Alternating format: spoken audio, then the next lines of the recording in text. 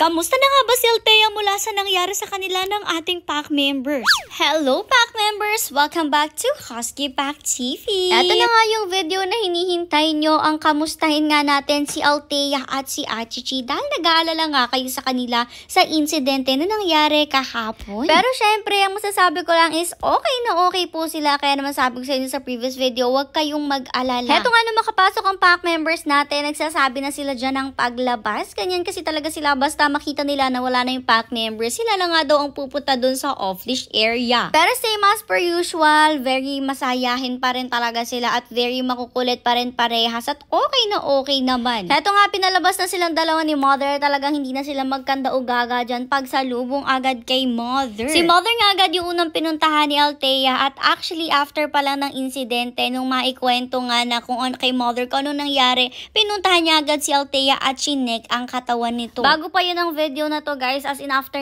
talaga nung maikwento, tatakbo agad si Mother kay Althea, syempre dahil nag-aalala siya at ayan, wala naman nangyari sa kanya at wala naman siyang kahit konting scratches or yung ibang parte ng katawan niya. Kung hawakan mo, hindi naman siya umiiyak, ibig sabihin walang any kind of trauma, kumbaga walang masakit sa katawan niya. Sa video nga kita nyo, hindi naman siya nalapitan talaga ng ating pack members, nakita nga doon na corner siya sa gilid pero hindi naman siya kinagat man lang, talaga na corner nga lang siya. Makikita rin nga na tumakbo siya, tinahabol siya ni Mustang at ni Meshka, pero talagang feel namin ang nangyari is umiyak-iyak lang si Althea sa sobrang takot sa lalaki ba naman ng ating pack members. Kilala rin kasi talaga natin ang pack members natin, mabait sila sa mga puppies at kahit sa iba nila mga doggy actually, hindi naman sila nananakit talaga. Natakot lang talaga si Althea sa sobrang dami nga at sobrang lalaki ng ating pack members at syempre yung pack members natin is super excited sila na malipitan si Althea. May possibility na nakipagkulitan yung pack members natin kay Althea habang dito sa loob at yung naging reaction naman ni Althea is matakot talaga sa sobrang lalaki nga nila. Si Achichi naman, kita nyo na umakyat siya doon sa may kabilang sulok pero tumago naman na siya sa ilalim ng sasakyan at doon nga hindi na siya naabot ng ating pack members. Meron nga iba nag-comment no na dapat daw kasi talaga ang hahanapin natin ay kennel boy at hindi kennel girl. Ilang beses ko naman na itong na-explain, kaya po kennel girl ang hinahanap natin ay dahil tagalinis talaga, kumbaga parang kasambahay ng ating pack members. Dahil dito sa mansion meron na po tayong 3 kennel boys at feel ko enough naman na yung 3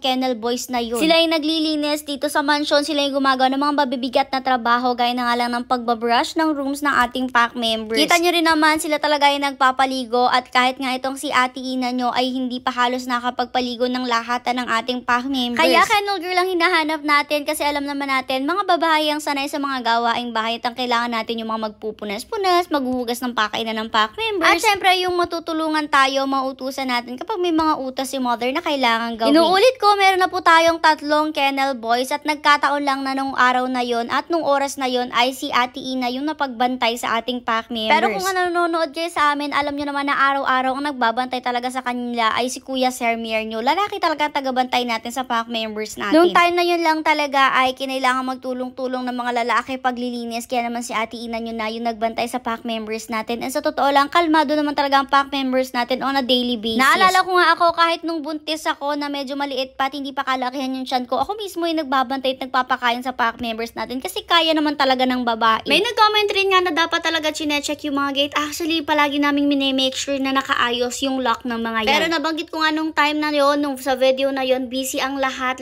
tayo nandun sa loob at hindi nga na-check ni Ate Ina nyo kasi siya mismo yung huling nagsara nung gate na yun. So lahat naman na nangyari is accident and honest mistake talaga ang lahat. Syempre, happy naman tayo na wala nasaktan dito man kay Althea sa mga rescues natin at sa ating pack members. At ngayon, doble ingat na tayo na hindi na ulit mangyari yon kasi syempre ay naman natin na may masaktan sa kanila. At kahit noon pa man, yun naman na talaga ang iniiwasan nating mangyari, kaya nga may gate dito. Pero syempre alam naman natin na hindi naman maiiwasan talaga ang mga accidents na ganun. Normal yun, kaya huwag kayo masyadong perfect. Ay, grabe naman.